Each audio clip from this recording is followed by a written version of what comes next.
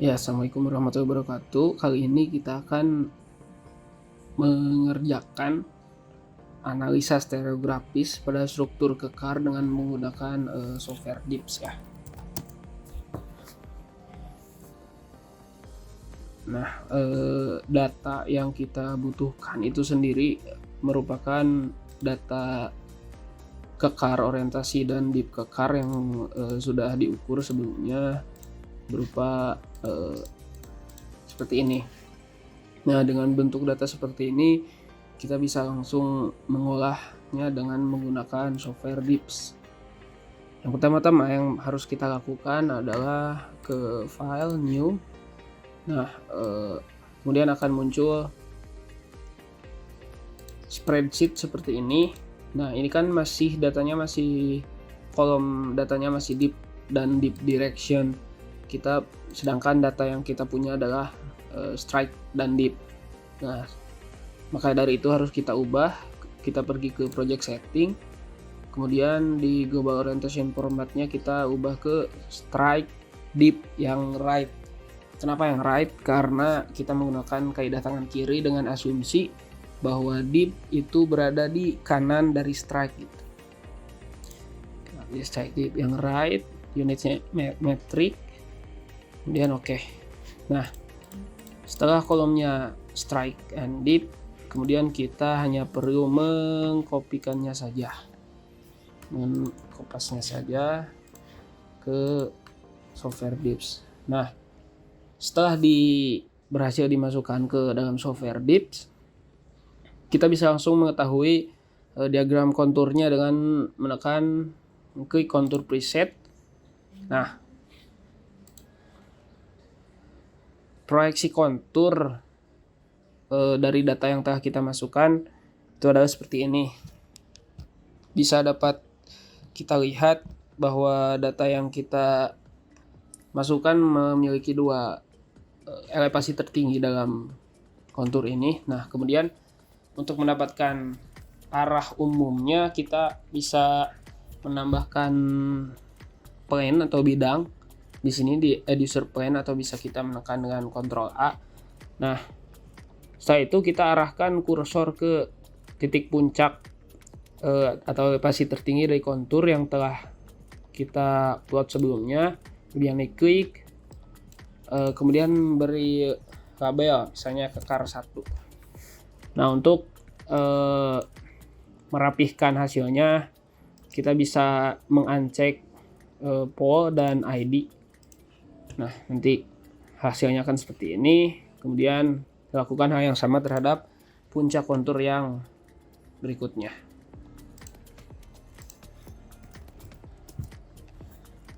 Nah, untuk membedakan warna agar kita tidak kebingungan, bisa lakukan di kolom color yang ini, bisa kita langsung ganti saja. Nah, jadi si bidangnya itu bakal berbeda gitu. Nah, apa yang bisa kita dapatkan dari data kedua bidang kekar yang telah kita plot ini? Yang pertama, kita bisa menentukan major prinsipalnya, yaitu sigma 1 sebagai gaya utama atau gaya terbesar, kemudian sigma 2 dan sigma 3 sebagai gaya terkecil ya, atau gaya minimum. Nah, yang paling sederhana yang bisa kita ketahui adalah sigma 2, yaitu sigma 2 berada di titik perpotongan antara bidang kekar 1 dan bidang kekar 2, yang mana bisa kita lihat ini ada di titik sini.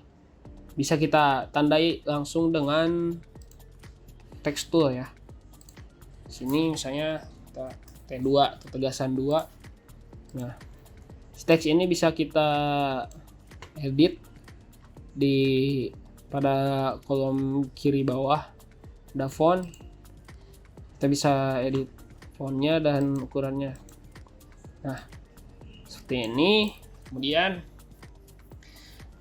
sigma 1. Nah, untuk mengetahui sigma 1 ini kita membutuhkan bidang bantu atau yang biasa dikenal sebagai griddle plane. Nah, griddle plane ini sendiri memiliki dip atau griddle Nah, griddle point ini sendiri bisa didapatkan dengan menambahkan point atau bidang yang kemudian kita arahkan ke titik pertemuan antara bidang kekar 1 dan bidang kekar 2. Nah, bisa kita seperti biasa berikan label GP untuk griddle point ya. Nah, griddle point sini. Kemudian untuk membuktikan atau memvalidasi bahwa griddle point benar berada di sini, kita bisa menggunakan bantuan diagram stereografinya gitu. Yang bisa kita munculkan di view di StereoNet overlay. Kemudian gridnya kita munculkan. Sebelumnya kita harus mengetahui kedudukan si titik ini terlebih dahulu. Nah, caranya kita klik kanan di strike right div ini, klik kanan, klik kiri sampai ganti jadi train and plunge.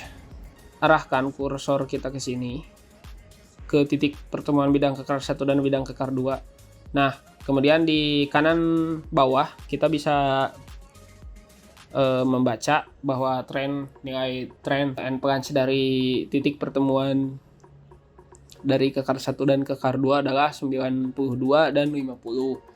Nah, kemudian kita baru ke view, StereoNet, show grid, custom. Kita isikan nilai yang telah kita ketahui. Trennya 92, plunge-nya 50.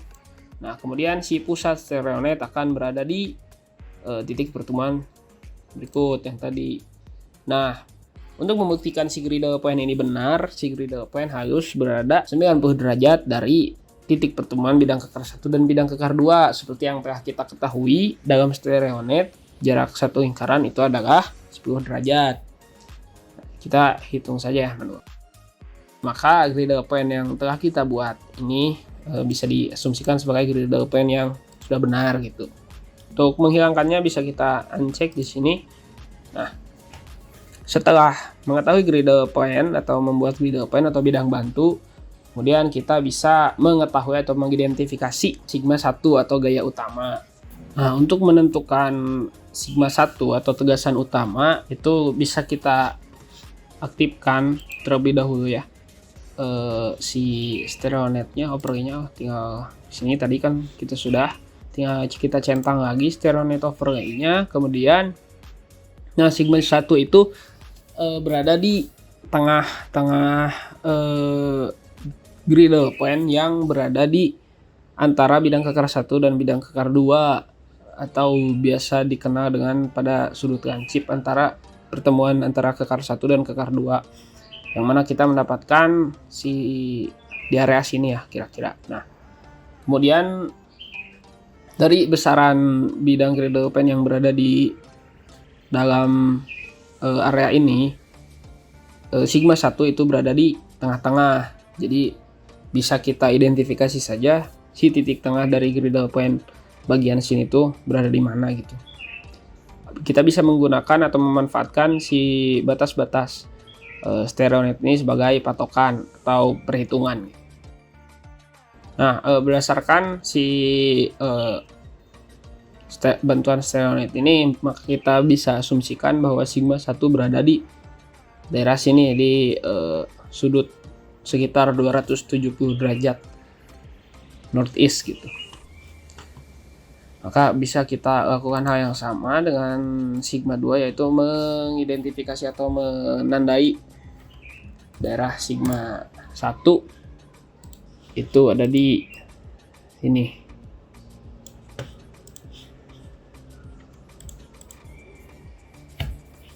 Nah, setelah itu untuk sigma 3 sendiri berada di 90 derajat dari sigma 1 ke arah yang memungkinkan. Nah, karena sigma 1 berada di tengah-tengah dari bidang stereografis, jadi si sigma 1-nya bisa kita langsung identifikasi berada di wilayah utara atau berada di wilayah selatan gitu.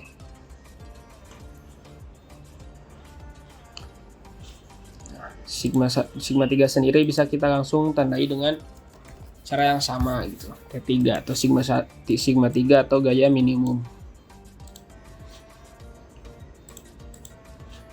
Nah, dengan ini si arah tegasannya atau major prinsipalnya sigma 1, sigma 2, sigma 3 telah kita dapatkan gitu. Nah, kemudian kita bisa memperoleh nilai plunge atau bidang gelincir dari titik pertemuan antara bidang kekar 2 dan bidang kekar 3. Nah, untuk mengetahui nilai plunge dari si analisa kekar kali ini, kita bisa mengetahuinya dengan pertama-tama kita set dulu si stereonet overlay-nya ke ekuatorial atau yang normal ya.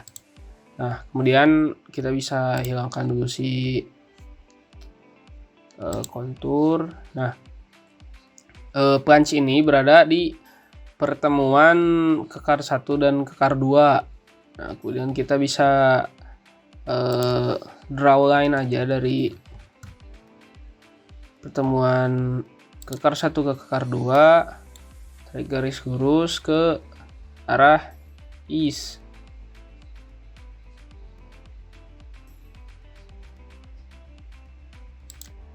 Nah, itu adalah garis plunge. Nah, untuk nilainya bisa kita hitung si berapa derajat. Ini kan satu kotak ini 10 derajat. Nah, kita hitung saja dari sini kan untuk besaran dip itu tuh terkeluar kan 0 derajat. Nah, 1, 2, 3, 4, 5. Jadi 50 mungkin ada di 51 derajat ya. Nah, jadi untuk mendapatkan nilai-nilai dari bidang-bidang yang telah kita upload, kita bisa pergi ke major plans. Nah, kemudian di sini bakal ada kekar 1, arah kemelurusannya kemana, dan pastikan ininya straight right dip ya. Kekar 2 319 nih 99 riddle plan, dan kemudian tadi plunge kita hitung secara manual ya. Nah, kemudian untuk menghasilkan atau kita ini kan udah selesai kita plot seluruh elemennya. Kita sekarang ekspor. Caranya ke file, ekspor, bisa ekspor to Excel, tapi export image file aja ya sebagai gambar gitu. Nah, setelah melakukan penyimpanan atau pengesapan, kita bisa menghasilkan si diagram rosette. Nah, ini merupakan diagram rosette dari si data kekar yang telah kita plot sebelumnya. Nah, dari diagram rosette yang telah kita dapatkan bisa kita lihat kalau si posisi sigma 1 itu ada di sudut lancip ya, sudut lancip antara dua kemelurusan kekar gitu. Nah, ini juga yang biasa kita temui di jenis kekar gerus atau shear joint. Tuh. Nah, untuk mengekspor si diagram rosette, kita matikan dulu si toolsnya untuk menghilangkan apa atribut yang telah kita buat di diagram kontur sebelumnya. Kemudian bisa kita langsung ekspor saja seperti biasa.